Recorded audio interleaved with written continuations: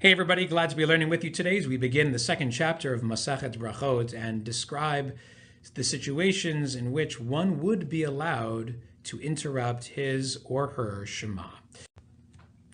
We have two goals for our lesson today. The first is to define some key terms and understand some vocabulary that will come across the Mishnah several times. Knowing those words will help us better understand the Mishnah itself. And the other goal is to understand some historical background so that we have a better sense of what's going on behind the scenes in the Mishnah to better help us understand some of the situations that the Mishnah presents. But first, some vocabulary. The Mishnah uses a term called shoel to describe the act of greeting someone else. If I am shoel, I, on my own, ask you how you're doing. I initiate that interruption in Shema. While I'm saying Shema, I on my own decide to greet someone else. That is a situation of shoel. The opposite of shoel would be meshiv. Meshiv is I am responding to someone's greeting. I haven't initiated it, I haven't started it, I'm simply responding to someone who did. And so meshiv is considered to be less of an interruption because you didn't start it on your own, you're just responding to someone who greeted you. It's not as bad as if you had started that interruption in the first place. There's another vocabulary set that we have to discuss in our mission here, and that refers to types of people. Kavod, which means honor or respect, is the word that the Mishnah uses to describe someone who you really want to greet because you honor that person and because you respect that person. And so if you see someone who you really respect and honor, that would be a case of kavod. The opposite of that would be a case of yira. Yira, which means fear, refers to a case where a person either responds to a greeting or starts a greeting out of fear for what someone might do to him or her if they don't do the greeting. And we'll discuss what that case might be. Here, the history is important as well, as it helps us better understand what the Mishnah is describing. So you have shoel, a person who is doing the asking, meshiv, a person who is simply responding, kavod, a person who we want to honor, and yirah, a person who we fear. And those are two sets that we have so far in the Mishnah of vocabulary terms. There's a final set, and that refers to the place you are in your Shema when the interruption occurs.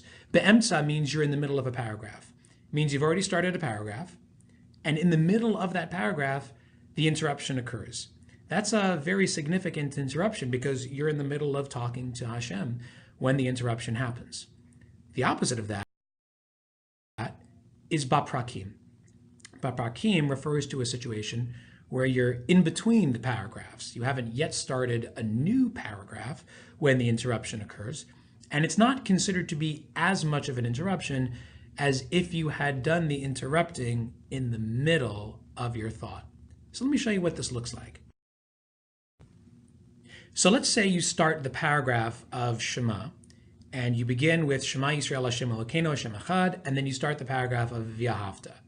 If in the middle of the paragraph of V'ahavta you need to interrupt your Shema, that would be an interruption that is be'emtza. You're in the middle of already starting a new paragraph, and the interruption occurs right smack in the middle. If, however, the interruption occurred in between paragraphs, let's say after you finished Shema, but before you started V'ahavta, we would consider that to be baprakim, in between paragraphs, and wouldn't be considered as much of an interruption because you're at a natural stopping point in the Shema.